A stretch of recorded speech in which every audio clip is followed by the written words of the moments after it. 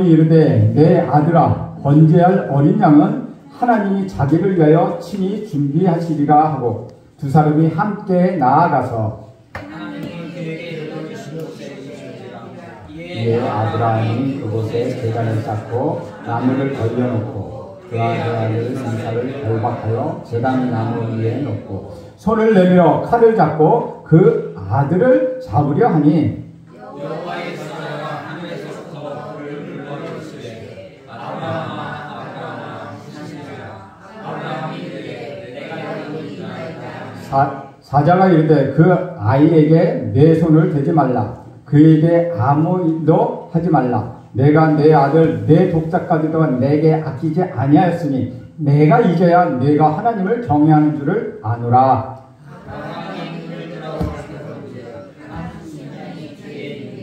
뿔이 수풀에 걸려있는지라 아브라함이 가서 그 순양을 가져다가 아들을 대신하여 번제로 드렸더라. 14절 함께 있습니다. 시작. 아브라함이 그 땅 이름을 여호와 이레라 하였으므로 오늘날까지 사람이 이르기를 여호와의 산에서 준비되리라 하더라. 아멘. 이것은 주님의 말씀입니다. 저같이 선포합니다. 예수님은 창조주 하나님이십니다. 하나님이십니다. 예수님은 우리의 구세주이십니다. 예수님은 우리의 구세주이십니다. 예수님은 나의 왕이십니다. 예수님은 나의 왕이십니다. 예수님은 나의 주인이십니다. 예수님은 나의 주인이십니다. 믿음대로 될지어다. 아멘. 오늘 드디어 아브라함과 이삭이 함께 하나님의 지시하신 땅으로 올라가서 거기에 도착했습니다. 8절 9절에 보면 아브라함이 이르되 내 아들아 번제할 어린 양은 하나님이 자기를 위하여 친히 준비하시리라 하고 두 사람이 함께 나아가서 하나님이 그에게 일러주신 곳에 이른지라. 이에 아브라함이 그곳에 제단을 쌓고 나무를 걸려놓고 그의 아들 이삭을 결박하여 제단 나무 위에 올려놓고 라고 말씀하고 있습니다. 이 말씀에서 흔들리지 않는 아브라함의 모습을 우리는 볼 수 있습니다. 믿음이란 어떤 위기에서도 흔들리지 않은 것입니다. 믿으면 성공할 때뿐만 아니라 우리가 실패할 때도 흔들리지 않는 것, 그것이 믿음입니다. 건강할 때나 병이 들었을 때도 흔들리지 않습니다. 이것이 바로 믿음이라는 것입니다. 대부분의 사람들은 일이 잘 되거나 상황이 좋아지면 하나님을 찬양하고 하나님을 잘 믿습니다. 그러나 위기에 부딪히다가 절망에 빠지다가 고난이 찾아오면 쉽게 흔들리고 맙니다. 그리고 믿음을 쉽게 포기하려 합니다. 자기 아들을 죽여야 하는 엄청난 이 사건 앞에서 아브라함은 인간적으로 흔들릴 수밖에 없었고 당황할 수밖에 없었지만 오늘 8절과 9절 말씀을 보면 의외로 아브라함은 너무나도 당당한 모습을 볼 수 있습니다. 그렇다고 그 아브라함에게 아버지의 사랑이 없었던 것은 아니었습니다. 참된 믿음이 생기면 죽음 앞에서도 담대해지는 것을 우리는 볼 수 있습니다. 8절을 다시 한번 보면 아브라함이 이르되 내 아들아 번제할 어린 양은 하나님이 자기를 위하여 친히 준비하시니라 하고 두 사람이 함께 나가서 아브라함은 하나님께서 모든 것을 준비해 주실 것이라는 것을 믿고 있었습니다. 여러분 믿음이란 무엇입니까? 하나님께서 지켜주시고 준비해 주실 것이라는 것을 믿는 것, 그것이 믿음이라는 것이죠.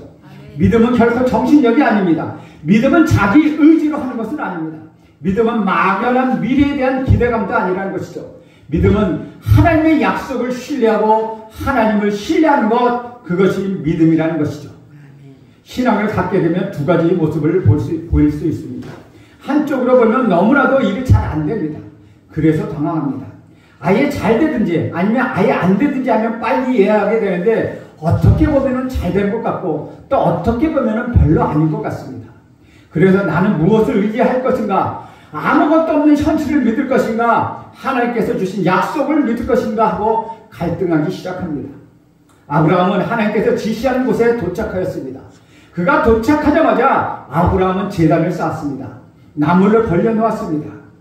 여기서 우리가 생각해야 할 점이 있습니다. 이런 모든 작업은 아브라함 혼자 했을까요? 여러분 생각해 보십시오. 이삭이 나무를 지고 갔습니다. 아브라함은 한 손에 불을 들고 한 손에 칼을 들고 갔습니다. 하나님이 지시한 장소에 도착했습니다. 제단을 만들어야 합니다. 자리를 잡은 후 이삭이 지고 온 나무를 차곡차곡 쌓았습니다. 이러한 것을 과연 아브라함 혼자 했을까요? 결코 그렇지 않다는 것이죠. 우리가 알 수 있는 것은 아브라함과 이삭이 함께 했을 것이라는 것입니다. 그 자리는 이삭을 죽여야 하는 자리이고 아브라함은 아들을 죽여야 하는 자리였습니다. 이것이 바로 신앙이라는 것입니다. 신앙은 이성적으로 이해하고 경험적으로 확인하고 누가 봐도 다 좋은 것, 그것을 하는 것이 아니라는 것입니다. 거절하기에는 너무 부담스럽고 결정하기에는 너무나도 고민스러운 일이지만 하나님의 일이기 때문에 순종하는 것, 그것이 바로 신앙이라는 것이죠. 아브라함은 나무 제단을 쌓아놓고 사랑하는 아들 이삭을 결박하여 나무 위에 올려놓았습니다. 나무를 쌓는 일을 혹시 아브라함이 혼자 했다 하더라도 그 아들을 자신의 손으로 묶어야 했습니다. 젊은 아들과 늙은 아버지입니다. 아들이 마음만 먹으면 아버지는 묶을 수가 없습니다. 여러분, 소나 양이나 돼지를 끌고 가는 것만 해도 힘이 듭니다. 여러분 닭을 잡아본 경험이 있습니까? 닭 한 마리를 잡으려 해도 온종 난리가 납니다. 하물며 사람이 싫어하면 이 일을 어떻게 할 수 있겠습니까? 만약 이삭이 반응한다면 이 일을 어떻게 할 수 있겠습니까? 묶었다 하더라도 단위에 어떻게 이삭을 올려놓을 수 있겠습니까? 이삭이 스스로 올라가 주어야 그 일을 할 수 있었다는 것이죠. 우리는 여기서 자기는 죽어야 하고 아버지는 죽여야 하는 이런 절박하고도 기막힌 현실 속에서 담담하게 행동하는 두 사람을 보게 된다는 것입니다. 이것이 바로 믿음이라는 것이죠. 우리는 믿음을 너무나도 갑자기 생각하고 감상적으로 생각하기 때문에 우리 믿음에는 고통도 없고 고난도 없고 대가도 없다는 것이죠. 희생도 없습니다. 믿음을 가지면 모든 것이 형통한다고 생각하기 때문에 현실적으로 치러야 할 믿음의 행위에 대해서는 너무나도 우리는 인색하다는 것이죠. 그래서 가끔 하나님에 대해서도 원망하기도 되고 하고 현실에 대해서 불평하는 것이 바로 우리들의 모습이라는 것입니다. 우리는 여기서 매우 중요한 원리를 발견하게 됩니다. 믿음은 순종이라는 것입니다. 순종은 또한 대가를 치르는 것입니다. 아픔을, 고통을 지불한다는 것입니다. 대가 없는 순종은 없고 순종은 없는 믿음은 없다는 것입니다. 여러분, 어떤 대가를 지금 치르시고 계십니까? 하나님의 뜻을 이루기 위하여 하나님을 믿고 따르는데 여러분은 어떤 대가를 치르고 있습니까? 돈 몇 푼, 시간 조금 내는 것만으로도 우리는 얼마나 생색을 내고 있습니까? 그것 한 번 하는데 얼마나 많은 묵상을 하고 얼마나 주저합니까? 짓거리 많은 헌신을 하면서도 엄청난 헌신을 하는 것처럼 그렇게 착각하고 있지는 않습니까? 가난한 자를 도와주고 하나님을 다 한 것처럼 그렇게 생각하고 있지는 않습니까? 사랑하는 여러분, 하나님께서는 우리를 위하여 자기 아들 우리 구주 예수 그리스도를 내어주셨다는 사실을 기억하십시오. 그렇다고 우리 하나님이 생색을 내셨습니까? 그렇다고 우리 하나님 나는 이렇게 아들을 너에게 내어주었다고 말씀이라도 하셨습니까? 우리 아직 그러고도 우리 하나님은 아무런 말씀을 하지 않았습니다. 자신이 얼마나 고통스럽고 아파했으며 말씀하지 않으셨다는 것입니다. 사랑하는 사람 앞에서는 말을 하지 않습니다. 자식들에게 내가 너 때문에 얼마나 힘들었고 너 때문에 얼마나 고통했느냐 아니냐고 말할 수 있겠습니까? 자식은 부모의 고통을 알지 못한다는 것이죠. 그래서 우리 부모들은 너도 너만한 자식을 길러봐라, 너만한 자식을 낳아봐라 하고 얘기했을 때 우리는 고통을 이해하게 된다는 것이죠. 우리가 우리 같은 자식을 갖고 키워보면 부모가 나를 어떻게 키웠는가를 알 수 있다는 것입니다. 아브라함과 이삭이 제단을 만들어 있었던 것은 마치 온 인류를 위하여 우리 구주 예수 그리스도께서 십자가에 못 박혔을 때 아버지 하나님과 예수 그리스도가 협력하셨던 것과 같다는 것이죠. 여러분, 하나님이 예수를 억지로 세상에 보내시고 억지로 십자가에 달리게 하셨습니까?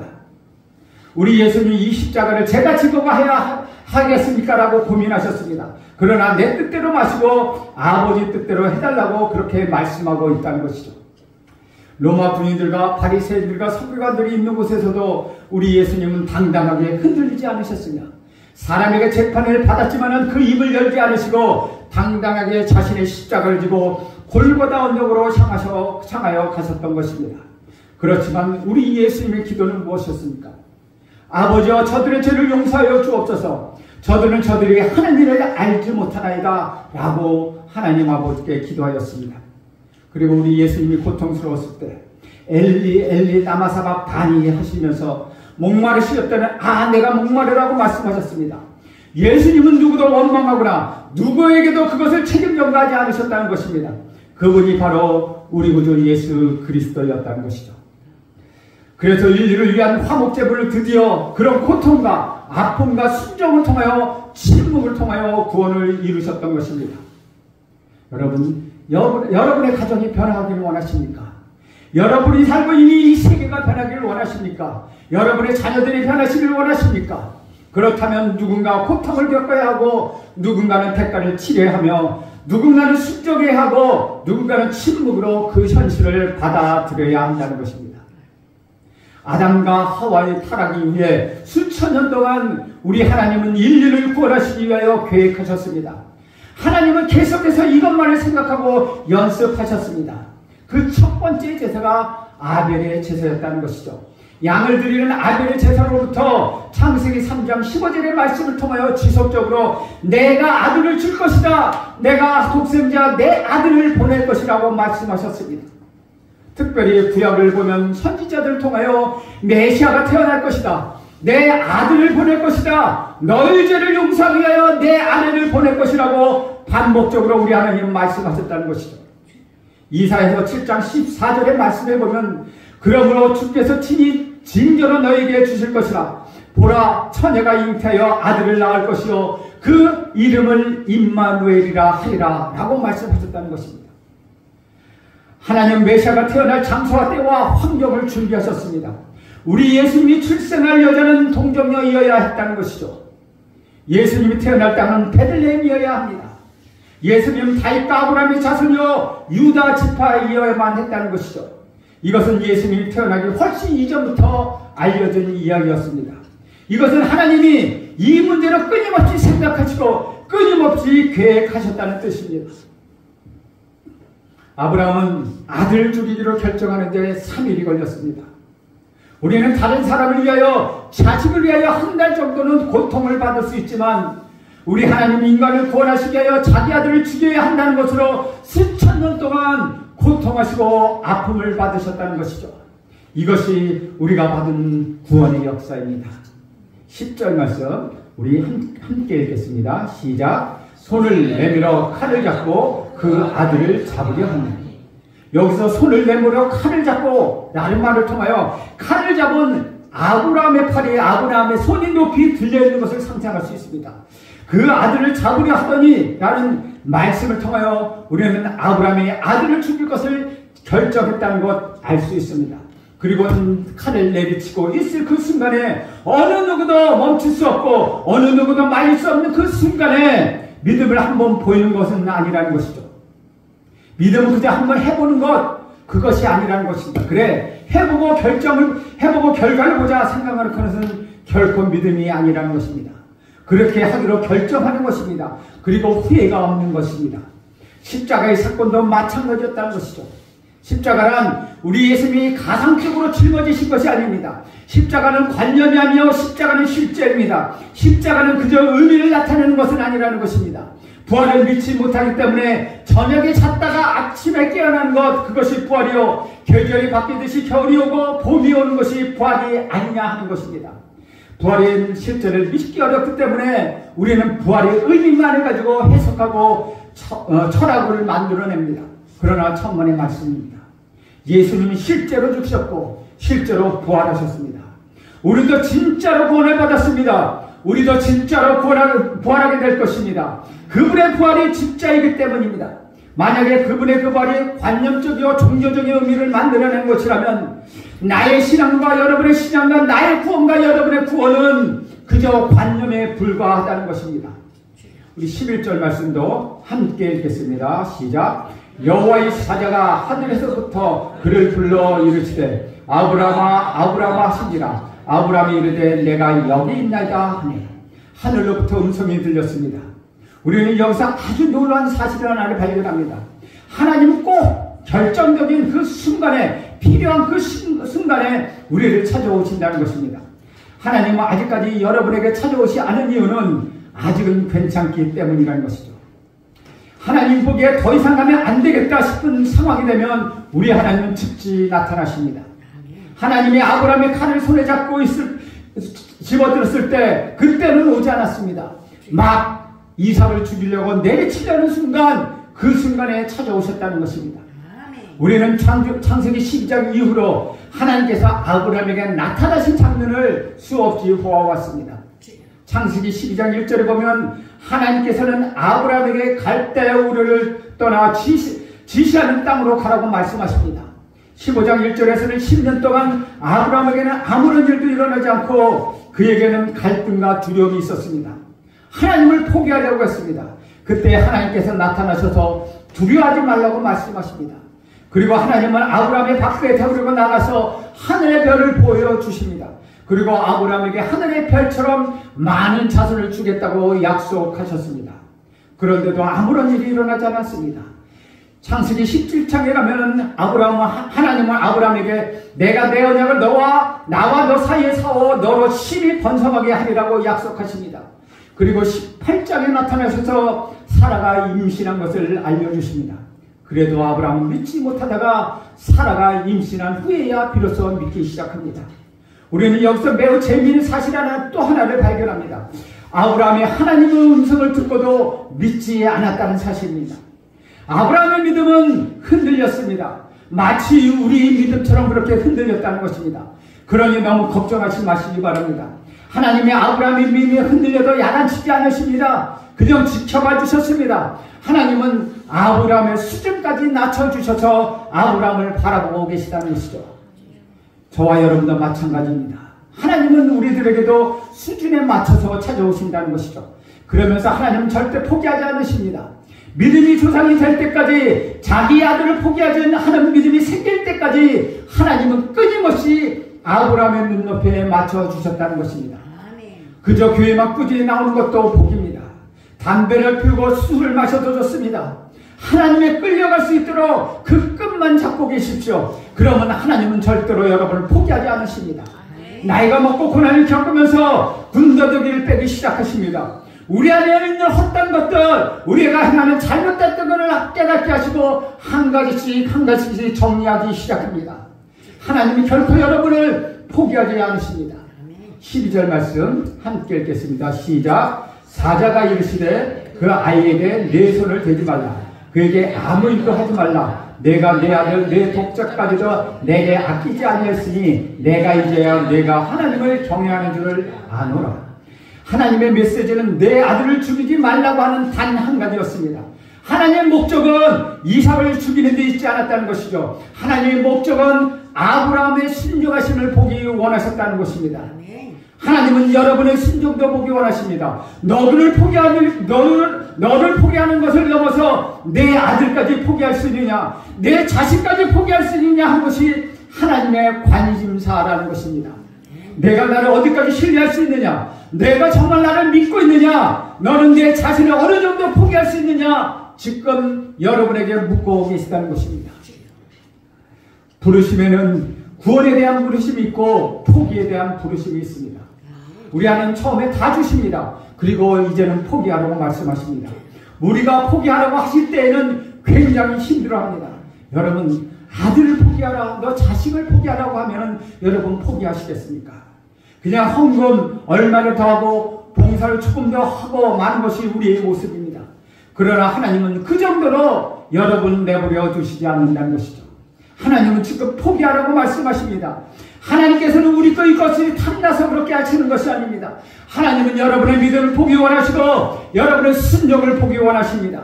그런데 우리는 하나님을 믿을 때는 챙길 걸 다 챙기고 가질 것들을 다 가져가면서 그러면서 믿으려고 합니다. 그러나 하나님은 지금 다 포기하라고 말씀하십니다. 신앙의 현실은 순교이며 신앙의 현실은 포기이며 신앙의 현실은 모든 것을 내려놓는 것입니다. 여기까지 가야 한다는 것입니다. 하나님은 아프리카를 위하여 시티 스타트라는 사람을 사용하셨습니다. 그는 100년 전의 사람입니다. 이 사람은 케임브리지 7인이며 크라키 선수이며 영국에서 가장 총명맞는 지성인이었습니다. 그의 가문은 너무나 훌륭해서 큰 저택을 소유하고 있었습니다. 이 사람이 대학에 있을 때 예수님을 만났습니다. 그는 모든 것을 다 포기하고 아프리카로 들어갔습니다. 그 사람의 전기를 보면 참으로 재미있는 사건들이 있습니다. 그 사람의 전기의 첫 번째 넘을 보면 영국에 있는 그의 대저택가, 그가 아프리카에 살았던 움막이라는 너무나 초라한 나무 기둥만 있는 천막집이었습니다. 그 사진이 대조되어 있습니다. 그분은 영국의 대저택이 아니라 그가 살았던 움막, 그 천막 밑에 그의 뼈를 물었습니다. 그리고 그는 이런 말을 했습니다. 예수 그리스도께서 나를 위하여 십자가에 못 박혀 죽었다는 것이 사실이라면 나의 희생과 나의 헌신은 헌신이라고 볼 수 없다. 나는 이렇게 사는 것에 대하여 감격할 뿐이다. 라고 그는 그의 전기에 이야기하고 있습니다. 여러분, 인도를 위하여 윌리엄 캐리는 자신의 승리를 모두 불태워버렸습니다. 중국을 위하여 허들슨 테이는 자신의 청춘을 다 버리고 자신의 모든 기득권을 다 버리고 중국 내지로 들어갔습니다. 한국을 위하여 아픈 열려는 언더우드 같은 사람은 청춘을 다 포기하고 이 이국 땅에 와서 그의 인생을 모두 보냈습니다. 지금도 하나님 나라를 건설하기 위하여 저와 여러분을 부르시고 계십니다. 하나님이 이삭에게 이런 말씀을 하십니다. 이사야서 6장 8절에 보면 내가 누구를 보내며 누가 우리를 위하여 갈꼬라고 기억하고 있습니다. 그때 이사야는 하나님 내가 여기 있나이다 라고 대답합니다. 나를 보내주소서 라고 그는 대답합니다. 하나님 과거와 현재와 미래와 모두 동일하신 분이십니다. 몇천 년 전에 부르셨던 하나님은 지금도 이사야 같은 분을 찾고 있습니다. 예레미야와 바울과 같은 사람들을 찾고 있습니다. 그리고 그 한 사람은 역사와 사회를 변화시키는 그런 사람이 될 것입니다. 우리 민족과 우리를 부르시고 저 북한 땅을 위하여 저와 여러분을 부르시고 질병이 많고 가난하고 가까이 하기 힘든 아시아 땅을 위하여 여러분을 지금 부르시고 계시다는 것입니다. 자기 아들을 아낌없이 죽이시러 결정한 아브라함을 보시면서 하나님은 또 이렇게 말씀하십니다. 12절 하반절에 보면 내가 이제야 내가 나를 경외하는 줄을 아노라. 하나님이 원하시는 것은 여러분의 순종입니다. 13절 말씀 함께 읽겠습니다. 시작. 아브라함의 눈을 들어 살펴본 적 한 수장이 뒤에 있는데 뿔이 수풀에 걸려있는지라. 아브라함이 가서 그 수장을 가져다가 아들을 대신하여 번제로 드렸더라. 하나님의 방법은 참으로 놀랍습니다. 하나님은 이삭을 죽이시려 원하지 않으셨습니다. 아브라함의 순종은 먼 훗날 메시아가 이 땅에 태어나고 순종을 통하여 구원받는 많은 사람을 생각했기 때문에 이 그림을 지금 아브라함에게 보여주신 것입니다. 수양의 뿔이 수풀에 걸렸습니다. 세상 사람들은 우연이라고 말도 하고 있습니다. 그러나 믿음을 가진 사람은 이것을 우연이 아닌 하나님의 섭리라고 말합니다. 예수를 믿지 않는 사람은 우리가 기도의 응답을 바라면 그거 운수가 좋은 거야, 재수가 좋은 거야 하면서 웃어 넘깁니다. 그런 사람들이 얼마든지 있습니다. 그런 사람에게 기도하는 사람은 기도할 때마다 우연히 자꾸 생긴다고 합니다. 하나님은 우리가 일상적으로 볼 수 있는 곳에서 우리에게 기적을 베풀어 주시는 것입니다. 그것이 바로 하나님의 섭리라는 것입니다. 13절 말씀에 굉장히 중요한 것을 우리는 볼 수 있습니다. 하나님이 이삭을 죽이지 말라, 내 죄가 사해졌다고 말씀하시면 되는 것 아니겠습니까? 그런데 하나님은 그렇게 말씀하시지 않고 그냥 아브라함이 드리는 번제를 받으셨습니다. 왜 그렇습니까? 번제가 없이는 죄가 없어지지 않기 때문입니다. 이삭을 죽이지 않으려면 이삭 대신 죽어야 할 대상이 있어야 했습니다. 양은 잘못한 것이 없지만 죽어야 했습니다. 이것이 바로 대속입니다. 죄가 없으신 우리 예수님이 우리를 대신하여 화목제로 죽으셨던 것, 그것이 대속의 사건이라는 것입니다.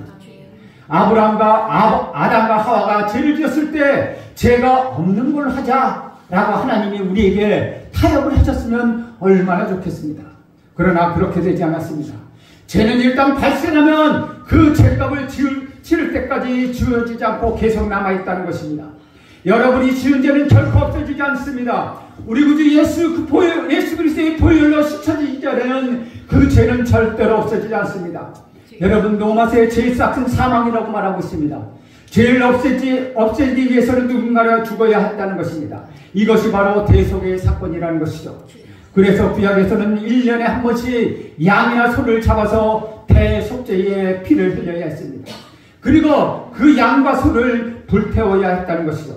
사람들이 그 연기를 보면서 그 냄새를 맡으면서 그 양과 소가 흘린 피를 보게 했습니다. 내가 죽어야 하는 대신에 이 양과 소가 죽었다는 것을 알려주셨다는 것이죠. 그러나 이것은 완전한 제사가 아니었다는 것입니다. 그래서 1년에 한 번씩 그것을 반복해야 했다는 것이죠. 네, 하나님께서는 완전한 제사, 영원한 제사를 수천 년 동안 준비하셨다는 것이죠. 그분이 바로 우리 구주 예수 그리스도였다는 것입니다. 죄인은 죄인을 용서할 수 없습니다. 죄인을 용서할 수 있는 사람은 죄가 없어야 했다는 것이죠. 세상은 죄인이 죄인을 재판합니다. 들킨 죄인과 들키지 않은 죄인의 그 차이만 있을 뿐이라는 것이죠. 모두 다 죄인이라는 것입니다. 누가 누구를 정죄할 수 있습니까? 성인하고 칭찬받는 사람들도 있지만 그들이 구원할 수 없는 것은 그들도 모두 죄인이기 때문이라는 것입니다. 우리들을 구원할 수 있는 것, 우리 인간들을 구원할 수 있는 분은 죄가 없으신 하나님이어야 했습니다.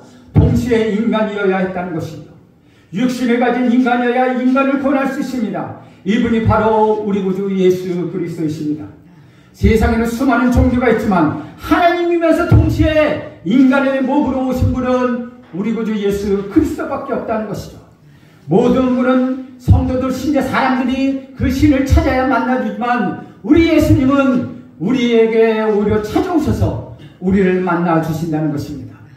그래서 모든 종교는 고행하고 자기를 괴롭혀서 그러면은 신을 만날까 생각하는데 우리 예수님은 스스로 자기를 낮추시고 하나님과 동등감을 포기하시면서 우리에게 찾아오신 그 예수님은 이 세상에 한 분밖에 없다는 것입니다.